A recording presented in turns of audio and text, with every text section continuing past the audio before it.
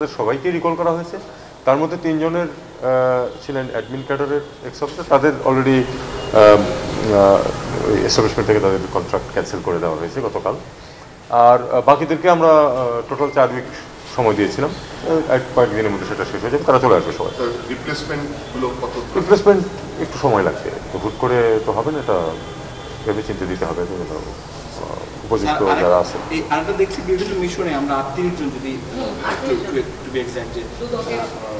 কর্মকর্তার বিরুদ্ধে দুদকের একটা ইয়ে চেয়েছে, আপনাদের কাছে তথ্য চেয়েছে এবং আপনাদের সহযোগিতা চেয়েছে, এটার কোনো আপডেট আছে কিনা? এটা তো আজকের পত্রিকায় আমি দেখলাম প্রথম। এখন আমি আপনাদেরকে একটা বিষয় বলতে চাই, সেটা হলো যে এখানে কিছু কনফিউশন থাকতে পারে, সেগুলো আমরা দূর করব। অডিট অবজেকশন এবং দুর্নীতি এক জিনিস না। আমি একটা ছোট্ট উদাহরণ আপনাদেরকে দিই। আমাদের মিশনের একটা গাড়ি কেনা হবে কলকাতা মিশনে, এবং গাড়িটা বেশ একটু বড় গাড়ি, যেটা এর চেয়ে অনেক ছোট গাড়ি দিল্লিতে কেনা হয়েছে, তার থেকে কম দামে কেনা গেছে। মানে একটা ক্যামরি গাড়ি কেনা গেছে করলা গাড়ির দাম, একটা সেল পাওয়া গিয়েছিল। এখন অ্যাডভান্স যে দেওয়া হয়েছে এজেন্টকে, এজেন্ট মানে কি বাংলায় দালাল, কিন্তু আসলে এজেন্ট মানে কি ওই গাড়ির কোম্পানির এজেন্ট। ওরা নাভানা যেমন টয়োটার এজেন্ট। অবজেকশন আসছে যে দালালকে দেওয়া হয়েছে 4 লক্ষ টাকা, এটা আদায়যোগ্য। এটাও কিন্তু একটা অবজেকশন, এবং এটা অবজেকশন মানে রীতিমতো আমার বিরুদ্ধে। আমি কেন এটা দিলাম, আরেক উইংয়ের গাড়ি, কিন্তু আমার উইংয়েরও না, আমার কাছ থেকে নাকি এই টাকা আদায়যোগ্য। এনজিওর কিস্তি প্রথমবার বিকাশ পেমেন্ট করলেই 20 টাকা ইনস্ট্যান্ট ক্যাশব্যাক। পরে আমি বললাম ইয়েকে, যে মিশন অডিটের যে ডিজি আছে, তাকে বললাম যে আপনি আমাকে একটা টয়োটা গাড়ি জাপান থেকে আমদানি করে দেন, ওই নাভানার সাহায্য ছাড়া।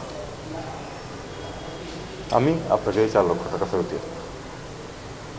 সে একটু বুঝতে না ব্যাপারটা, যে আমাকে জিজ্ঞেস করলো স্যার কী সমস্যা রেখে। আমি সমস্যা তো আপনাদের কাছে, আপনাদেরকে বুঝতে হবে যে গাড়ি কিনতে গেলে বুকিং দিতে হয়, প্রথমে কিছু অংশ দিতে হয়। 10 লাখ টাকায় গাড়ি কেনা হয়েছে, 10 লাখ টাকায় একই বছরে টয়োটা গাড়ি কিনেছে দিল্লি মিশন, ওইটাই প্রকৃত দাম। এটার দাম কমপক্ষে 14-15 লাখ, কি যেন সুবিধা পেয়ে কেনা হয়েছিল। এই অডিট অবজেকশন অনেক সময় এরকম হয়, সেগুলিকেও যদি দুর্নীতি হিসাবে দেখা হচ্ছে কিনা আমার দেখতে হবে। কারণ অভিযোগের নেচার দেখে আমার মনে হচ্ছে যে এগুলি অনেকগুলি অডিট অবজেকশনের ফলাফল। অডিট অবজেকশন দুর্নীতি এক জিনিস না। অডিট অবজেকশন অফিসাররা মিট করবে, মিট করার আগে বোধহয় তাদের পেনশন হবে না, এবং যখন মিট করে সব শেষ পর্যন্ত এমনও হয় যে কিছু আসলেই হয়তো দিতে হবে টাকা, সেটা এমনকি তাদের পেনশন থেকে কেটে রেখে বাকি টাকা দেওয়া হয়, এরকমও আছে। তো আমরা দেখব। আর সহযোগিতার প্রশ্ন যেটা, অবশ্যই আমরা তো চাই না যে কোনো দুর্নীতি হোক, কাজেই যেটুকু সহযোগিতা তারা চাইবে সেটা আমরা অবশ্যই করব। দেখতে হবে যেটা প্রকৃতই দুর্নীতি হয়েছে কিনা, সেটা আমাদের দৃষ্টিতে, সেটা দেখে আমরা তাদের সাথে সহযোগিতা করবো।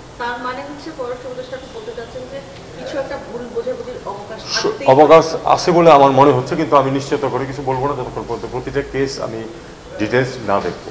যখন দেখবো তখন আমি সেটার, তখনই হয়তো পররাষ্ট্র সচিব, ডিজি অ্যাডমিনিস্ট্রেটর তারা দেখবেন, তারপরে আমার কাছে আসলে আমি তখন পরীক্ষা করব। অনেকে মনে করছেন তো, অনেকে অতি উৎসাহী হয়ে এখন অনেকের দামে দুর্নীতি। এটা হতেই পারে, এটা হতেই পারে, সবসময়ই হয়।